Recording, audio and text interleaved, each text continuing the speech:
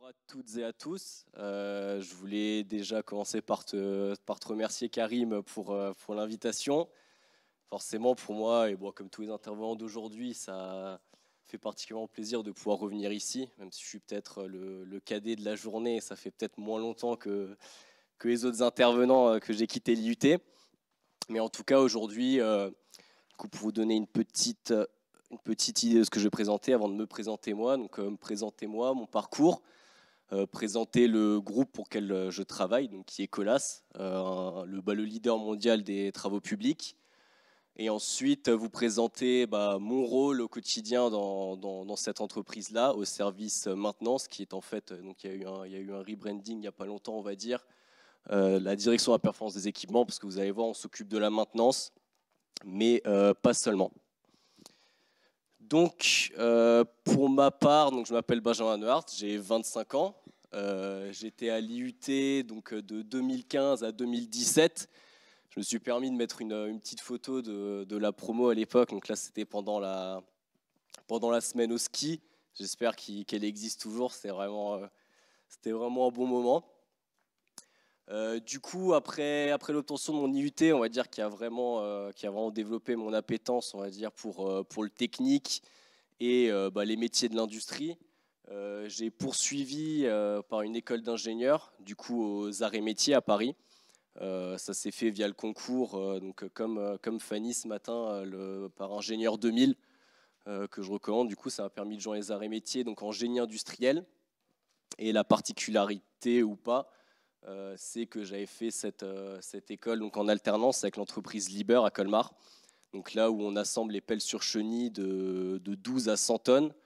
Et en l'occurrence, les projets sur lesquels j'ai pu travailler pendant 3 ans, c'était en vue de la nouvelle gamme de produits qu'ils allaient faire. Donc en fonction des normes de pollution, les gammes de produits changent assez fréquemment en fait, pour l'entreprise. Et donc là, l'idée, c'était de complètement raser, enfin enlever en tout cas une ligne d'assemblage, concevoir, donc ça, on va dire la partie de conception est en première année d'école d'ingénieur, concevoir une ligne de montage convoyé. Donc on le voit là en fait sur les images, c'est une ligne de montage convoyée. Ça peut paraître anodin, mais on assemble des produits qui font plus de 30 tonnes, donc c'est quand même déjà quelque chose. Et surtout de pouvoir donc, designer, on va dire, cette ligne en vue de l'augmentation des cadences de montage. Et fin de compte, en dernière année d'école d'ingénieur, le projet qui m'avait été confié était la fiabilisation des moyens de serrage de la ligne de montage et également de l'établissement des procédures d'urgence en cas de panne. Donc c'est vraiment durant cette dernière année que j'ai retrouvé un petit peu l'aspect maintenance que j'avais un peu perdu pendant les dernières années, on va dire, m'y suis retrouvé. Et donc c'est pour cela qu'à l'obtention de mon diplôme d'ingénieur, je regardais un petit peu ce que je voulais faire et j'avais envie de revenir à mes premiers amours, si j'ose dire, donc la maintenance. Et je suis tombé sur le graduate programme que proposait Colas. Donc graduate programme, en fait, ça va être on va dire une formation que l'entreprise va proposer pour les jeunes diplômés, où en fait, pendant 1 an et demi, on va être accompagné, on va dire, de manière un peu plus poussée, pour monter en compétences assez rapidement et pas en fait être jeté dans le bain directement après l'obtention de son diplôme. Et la particularité était que, donc au service matériel, le service maintenance, qu'en fait, de par la diversité des activités du groupe, hein, je reviens en détail un peu plus après, en fait, on va voir les différentes casquettes que peut avoir l'ingénieur matériel au sein du groupe. Donc pendant 1 an et demi, donc à partir de 2021, j'ai pu pendant 6 mois dans l'Est de la France travailler en atelier. Donc voilà, vraiment sur des thématiques de maintenance de matériel roulant, de matériel pour les travaux. Alors, je ne sais pas si on y arrive avec la souris. Donc ça c'était l'atelier dans lequel j'avais travaillé pendant 6 mois, qui s'occupait également de l'entretien de matériel de carrière. Donc on peut voir, c'est assez impressionnant. Là, il y a un de mes collègues qui est à côté. C'est des machines assez impressionnantes.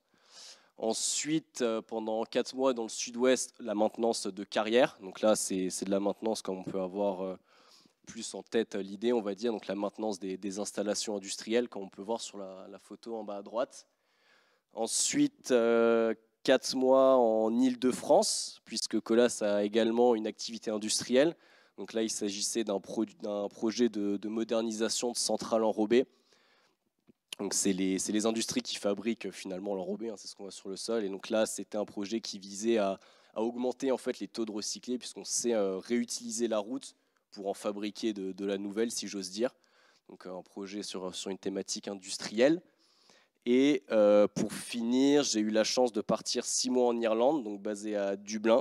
C'est la photo qui pour moi illustrait le mieux ce séjour, même si on a quand même bien travaillé. Où en fait j'ai aidé au déploiement de l'ERP du groupe. Le groupe a changé, enfin en tout cas Colas, d'ERP il y a 3 ans maintenant. Et donc là c'était déployer, aider au déploiement de la partie GMAO de l'ERP pour nos amis irlandais. Donc j'ai parlé un petit peu du groupe, enfin, de ce que j'ai fait, ça peut paraître flou, je vais revenir un petit peu sur l'entreprise rapidement. Du coup, le groupe Colas, il a été fondé en 1929, c'est une société française. D'origine, c'était 2 frères qui ont développé une technique d'application d'enrobé à froid. Ce qu'il faut savoir, donc l'enrobé, ce qui constitue la couche de roulement des routes, c'est un produit qui est appliqué aux alentours de 180 degrés, donc très gourmand en énergie et pas forcément facile à mettre en œuvre. Donc eux, ils ont inventé de l'enrobé à froid, donc cold asphalt, qui a donné nom à Colas, qui était vraiment une technique révolutionnaire pour l'époque. Et en fait, fin des années 40, on va dire, il y avait une grosse demande de reconstruction. Donc c'est ce qui a un peu fait les succès de l'entreprise au début, qui historiquement appartenait au groupe Shell et maintenant, j'ai pas envie de dire de bêtises, je sais plus depuis quand, mais depuis un certain temps quand même, appartient au groupe Bouygues. Donc aujourd'hui, Colas, la mission principale, donc ça je ne l'invente pas, c'est la phrase du groupe, c'est d'imaginer, construire et entretenir des infrastructures de transport, donc vulgairement des routes, mais vous allez voir qu'il y a beaucoup de choses, de façon responsable à partir de notre ancrage local à travers le monde. Donc ça reste l'activité principale, donc là on peut voir finalement que le domaine d'activité principale, c'est les travaux routiers d'aménagement urbain, donc ce qu'on peut voir dans la vie de tous les jours. Mais derrière, il y a beaucoup de secteurs d'activité qui sont forcément développés, donc notamment une grande activité industrielle. Donc pour faire de la route, il faut des matières premières, donc de la pierre, des cailloux, donc il y a une grande activité de carrière, et une activité industrielle donc pour la mise en œuvre de l'enrobé, donc et également donc une industrie chimique, on en parlait ce matin, donc de fabrication de liant, donc finalement pour mettre en œuvre ses propres matières premières. Et en fait également une activité sur tous les autres secteurs des travaux publics, donc le ferroviaire avec Colas Rail, la signalisation routière avec la filiale Aximum, transport d'eau et d'énergie, donc ça c'est la filiale SPAC, du génie civil et un peu de bâtiments et de déconstruction avec la filiale Prémisse.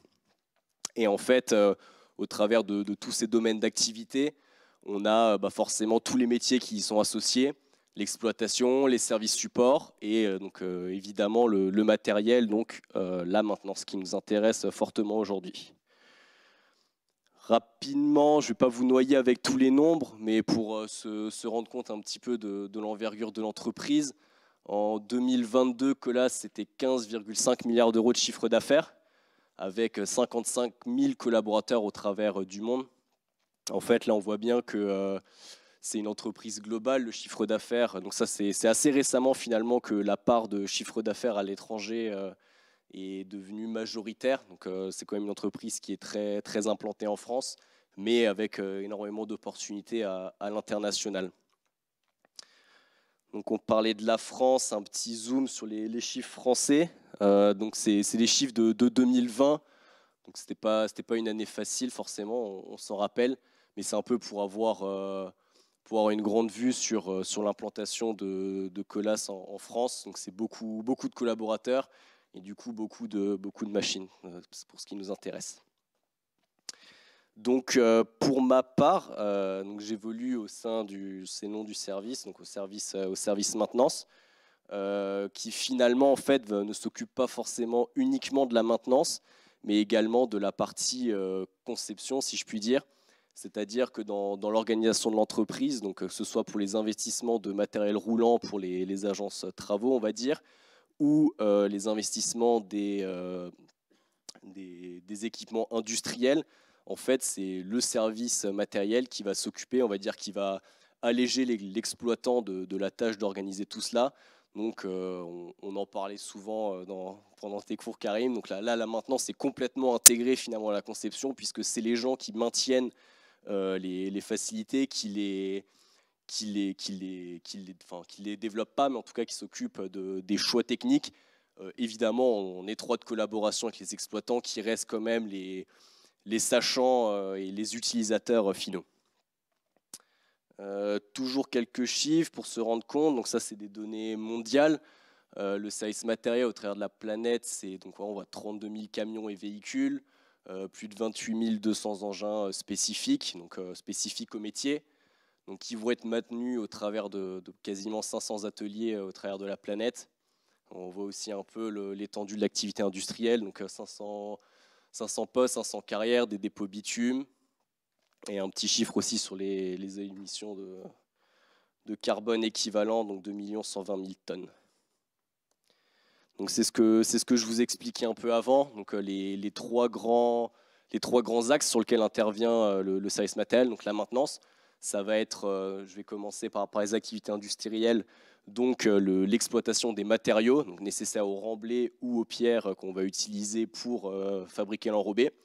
Donc là, ça va être la maintenance des installations industrielles et du matériel roulant associé que je vous montrais avant, qui sont des engins, pour ceux qui ont déjà vu des engins de carrière, très impressionnants à voir. On voit souvent les photos avec quelqu'un qui ne fait même pas la taille d'un pneu. De même pour les installations industrielles donc enrobées, où là, on va être beaucoup d'analyses thermographiques, analyses vibratoires. Ça va être nos principaux outils, on va dire, de maintenance préventive, avec surtout l'expérience des chefs de poste. Après, je ne vais pas trop m'étaler sur ce sujet que je ne connais pas très bien de toute manière. Et le domaine dans lequel moi j'évolue, qui est le matériel travaux. Donc en fait, en France, en tout cas, la manière dont ça s'organise, on va avoir des agences qui vont couvrir un maillage régional et qui vont prendre des chantiers, des activités. Donc, comme on peut voir des fois en milieu urbain, des travaux qui nous créent un peu de circulation parce qu'on refait la voirie, parce qu'on refait des autoroutes. Et en fait, pour réaliser tous ces travaux, on a besoin d'équipements. Et quand on a des équipements, on a besoin de les maintenir. Et ces équipements sont maintenus en fait dans les ateliers. Dans les ateliers. Et en fait, je reviens dessus après. Et donc en fait, donc on a la responsabilité finalement de ces équipements, et les grands piliers vont être donc CAPEX, les investissements, donc le choix des matériaux, enfin pas des matériaux, pardon, des équipements de demain. La sécurité, je reviendrai dessus, qui est une part très importante. Les travaux publics restent le domaine d'activité le plus accidentogène, et donc combiné à la maintenance qui elle-même est assez périlleuse, on va dire ça fait un cocktail assez dangereux, si j'ose dire. Et l'environnement forcément qui nous touche plus évidemment tous en ce moment, enfin depuis toujours, mais bon, vous m'avez compris. Du coup, depuis septembre 2022, donc après mon graduate programme, on m'a confié la responsabilité de 2 ateliers, donc à Lille et à Lens, dans le Pas-de-Calais. Donc pour vous donner une idée, ces 2 agences-là, c'est plus de 400, si on prend tout, donc véhicules légers, camions et engins spécifiques, c'est plus de 400 équipements, donc une belle flotte. Et finalement, la mission des ateliers et des équipes associées, rien de nouveau, hein, c'est garantir la disponibilité et la fiabilité des engins au meilleur coût. Est-ce que j'ai bien retenu ma leçon, hein, Karim? Oui. En fait, pour donner un petit peu d'historique, en tout cas c'est l'impression que j'avais, c'est vrai que la maintenance, c'est un métier qui évolue énormément de par la numérisation, les moyens, on va dire, qui sont mis en œuvre pour finalement vraiment être dans le préventif et plus subir finalement les pannes dans les travaux publics. C'est vrai que l'atelier, c'est l'image que j'en avais en tout cas, c'était vraiment le truc au fond du dépôt, et quand quelque chose tombait en panne, on l'amenait, tiens, il faut que tu nous répares ça. Alors tu le faisais un peu avec les moyens que tu avais. Et finalement, le préventif, on avait du mal à faire comprendre à l'exploitation l'importance de non, non, mais peut-être que le chantier va prendre un peu de retard maintenant, mais c'est pour la bonne cause, il faut qu'on fasse du préventif. Et en fait, c'est ce que je vais essayer de vous présenter par la suite. Finalement, c'est les missions que j'ai au quotidien avec mes équipes et comment elles évoluent en ce moment très rapidement de par la modernisation, si j'ose dire, du métier, puisque ce n'est pas seulement la maintenance maintenant, c'est également participer au choix des investissements de demain pour avoir aussi une certaine cohérence dans le parc et aussi être...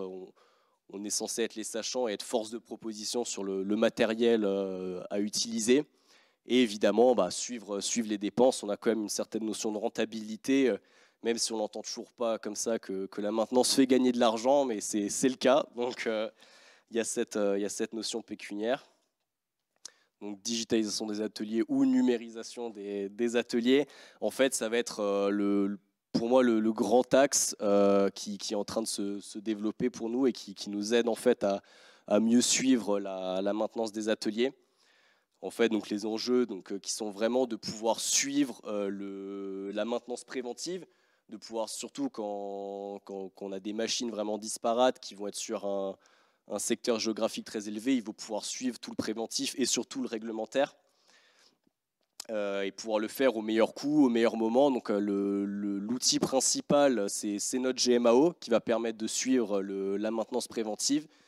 Mais en fait, ces dernières années, la tendance, elle est vraiment on nous demande de suivre non seulement donc ça c'est ce qu'on voit sur la slide là. En fait, c'est des outils groupes. C'est pas forcément intéressant de s'attarder vraiment sur les logos. Mais ce qui est important de voir, c'est que c'est maintenant la dimension de la maintenance. Elle ne s'arrête plus seulement au curatif et même au préventif, où on va vraiment être acteur donc, dans le suivi des budgets, des investissements.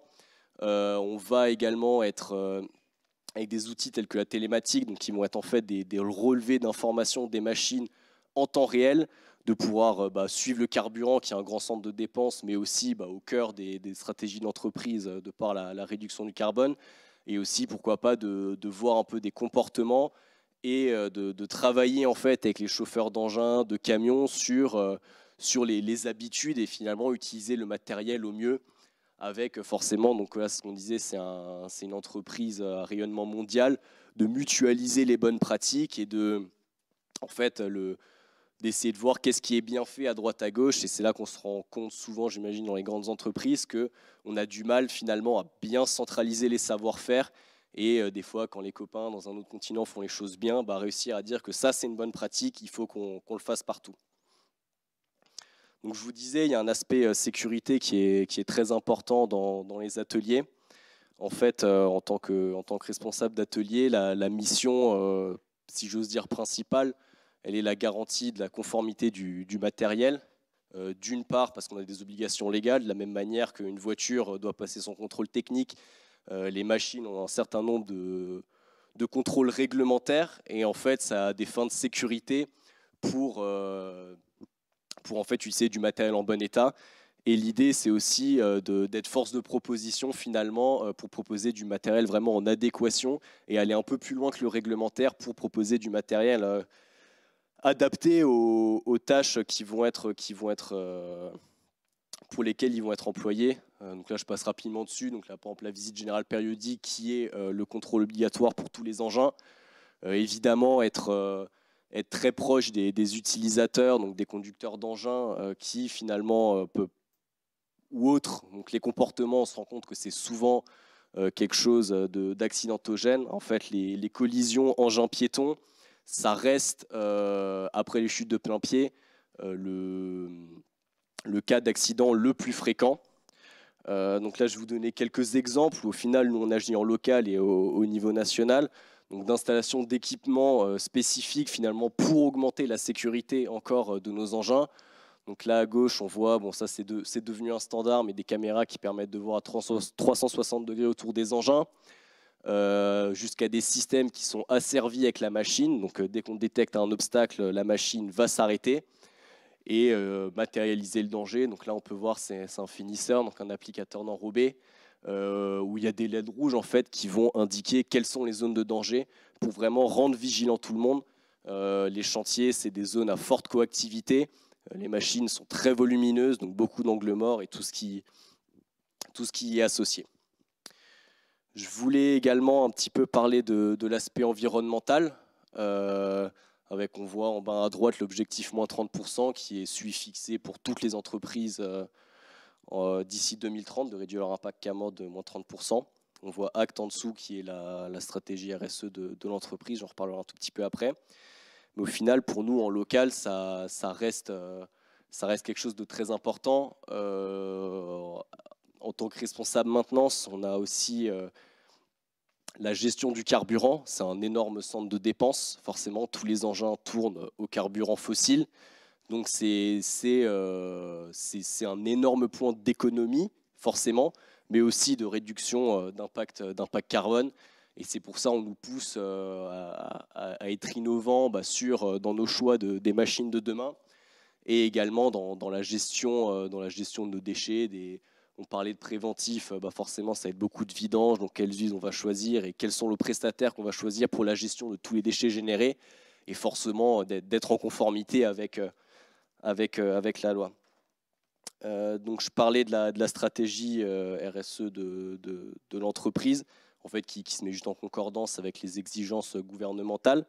Mais si on prend le volet environnemental finalement de cette stratégie, c'est vrai qu'on se rend compte assez rapidement, je vais passer les slides là, ouais, que finalement ça reste quand même une activité très gourmande en énergie. Je parlais avant des usines qui fabriquent de l'enrobé, l'enrobé à 180 degrés, donc on comprend aisément que ça demande beaucoup d'énergie. Donc c'est aussi de la recherche pour développer des produits moins gourmands en énergie, d'avoir des installations industrielles qui sont moins gourmandes en énergie. De même que donc je parlais de recycler avant, donc de changer les formulations pour finalement éviter l'extraction de nouveaux matériaux. Et on va dire quelque chose qui me concerne moi plus particulièrement, et que je trouvais intéressant d'aborder. Donc forcément, la réduction de carbone, je disais, ça va passer par des changements d'énergie. Donc là, en bas à droite, on voit récemment un tracteur qui a rejoint la flotte de nos équipements, qui est un tracteur électrique. Pas plus tard que ce début de semaine-là, j'étais en visite à Volvo, à Belay, pour voir leur solution de tractopelle électrique. Et en fait, ce qui moi m'interpelle là-dedans, donc c'est toujours intéressant de voir les nouvelles technologies je vais passer la slide là, qui sortent. Mais moi, la question que je me pose, c'est que on parle de mobilité, de carburants différents, de nouvelles technologies, mais également qui arrivent plus vite que ce qu'on pouvait penser. Mais c'est aussi après la formation de nos équipes. C'est vrai qu'on a eu l'habitude de faire la maintenance d'une certaine manière. On voit des machines avec de nouveaux types de fonctionnement, de nouveaux carburants et donc forcément de nouvelles technologies.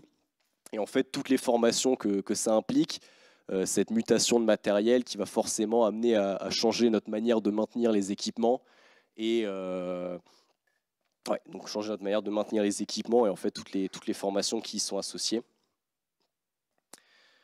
Donc finalement, pour conclure, là à droite, j'ai mis une petite photo que j'ai prise de l'atelier de Lens juste avant de partir. Je trouvais ça assez intéressant, la machine démontée comme ça. C'est vrai que c'est un métier que j'ai démarré il y a peu, mais que je trouve extrêmement intéressant. En fait, la maintenance, on va avoir différents types de machines, donc ça va être toujours des entretiens différents.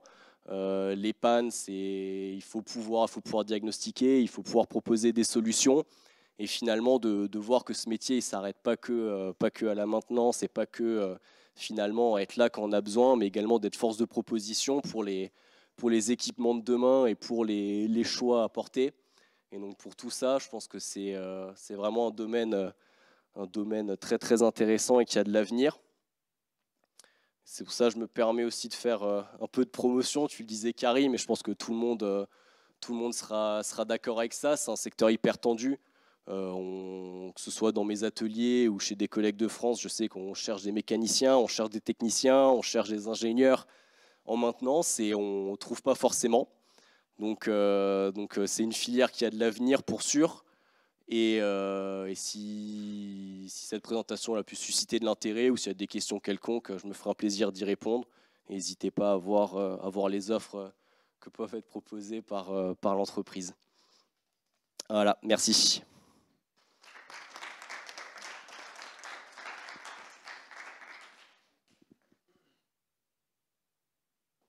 Merci, merci Benjamin. Donc, encore une fois, hein, la palette de génie industriel et maintenance, hein, comme vous pouvez le constater. Donc, je le dis aux étudiants qui sont dans la salle, hein, vous avez fait le bon choix. Vous avez vu que c'est très varié. Ça peut être aussi dans le bâtiment. J'avais une question. Vous travaillez, est-ce que vous travaillez au niveau du groupe? Vous faites un partage d'informations sur vos retours d'expérience ou c'est plutôt du local? Ça a tendance à changer. En fait, je pense que c'est vraiment l'axe d'amélioration majeur pour nous, qui est en fait, justement, avec l'arrivée d'une vraie GMAO depuis peu, vraiment de mutualiser en fait tous les retours d'expérience qu'on a sur les différentes maintenances, sur les solutions qui ont pu être trouvées à droite et à gauche. C'est vrai qu'il y avait peu de partage, je pense, avant. Pas qu'il y en avait peu, mais qu'on avait du mal à le diffuser de manière vraiment officielle. Et en fait, cette ambition de digitalisation, enfin de numérisation, pardon, elle a vraiment pour but en fait de globaliser la data, de vraiment savoir qu'est-ce qui est fait à droite et à gauche, et pour pouvoir en tirer des conclusions pour plus tard et de se dire, bon bah, je sais pas, je vais dire un exemple, on travaille beaucoup sur cette machine, on voit que toutes les 6000 heures, tout le monde en France a ce problème-là. Bon bah maintenant on sait que c'est une action qui doit être menée. Et ça, c'est quelque chose vers lequel on est en train de tendre. Oui, ça peut être facilité grâce à l'ERP. Tout à fait. Oui. Une deuxième question par rapport au... Parce que j'avais vu, il y a déjà un moment, Komatsu qui fait des engins connectés. Ah, quand on dit engins connectés, hein, c'est évidemment avec maintenant c'est du 5G, où on peut récupérer des données qui peuvent aller jusqu'à la pression des pneus, hein. Je pense que c'est vers ça. Vous êtes déjà avancé là-dedans ou c'est en prévision? Tout ce qui est consommation de carburant, position GPS et un certain nombre d'informations basiques, ça existe depuis assez longtemps. Alors maintenant, les diagnostics à distance et ouais, c'est ça, toute cette data-là, c'est assez récent. Alors, Komatsu, je ne sais pas quand ça se passe. Je sais que nous, on le fait beaucoup avec Volvo, qui finalement, sur des engins assez récents, arrive à proposer une connectivité très poussée, ouais, où on peut finalement en direct savoir le moindre incident et avoir un diagnostic à distance. Alors une question moins technique. Est-ce que les utilisateurs, d'abord, sont prévenus qu'ils sont géolocalisés? Et comment vous avez fait pour les convaincre d'accepter d'être géolocalisés? Pour les convaincre, alors c'est pour les engins, ça pose moins de soucis, je pense, parce que c'est quelque chose qui est assez sédentaire finalement sur un chantier, donc on se pose moins de questions, on comprend que c'est quelque chose qui a beaucoup de valeur et qu'on n'a pas envie que ça disparaisse. C'est vrai que par contre, pour toute l'activité transport du groupe, donc tout ce qui est camion, ça peut poser des questions où on n'aime pas être fliqué. Après, c'est surtout de la communication en fait, hein, de bien expliquer aux utilisateurs que non, c'est pas pour savoir où tu es allé, si tu t'es arrêté 5 minutes pour boire un café ou je ne sais quoi. C'est vraiment dans des buts d'optimisation et de discussion. En fait, du moment qu'on arrive à faire comprendre, et ce qui est pas chose aisée, hein, que c'est une démarche a priori bienveillante pour augmenter la performance de l'entreprise, hein, ça reste le nerf de la guerre et pas juste pour, on va dire, réprimander les comportements. À ce moment-là, ça va, mais c'est du travail de longue haleine. En tout cas, pour moi, qui suis une entreprise depuis peu, ça a toujours existé. Donc, on va dire, les consciences sont maintenant OK avec ça. C'est pas moi qui ai dit fliquer, hein, mais effectivement, cet En fait, aspect, c'est interprété comme ça, voilà, c'est ça. Karim, ouais. C'est-à-dire que c'est très très important et l'aspect communication est hyper important. Et c'est pas uniquement dans votre domaine, hein, on le retrouve partout, hein, puisque aujourd'hui on parle d'usines connectées, de je ne sais quoi, avec les tablettes, géolocaliser les techniciens. Bah oui, si le technicien n'est pas d'accord, c'est son droit, hein. Voilà. Donc il y a tout un travail de communication et d'explication à faire pour pouvoir argumenter que ça sert à quelque chose. Toujours pas de questions? Les étudiants? Non? C'est clair? Ah, une question. En fait, ma question, ça rejoint un peu ce que tu as dit, Karim. Le métier de la maintenance, il est en plein évolution, et notamment à travers le numérique.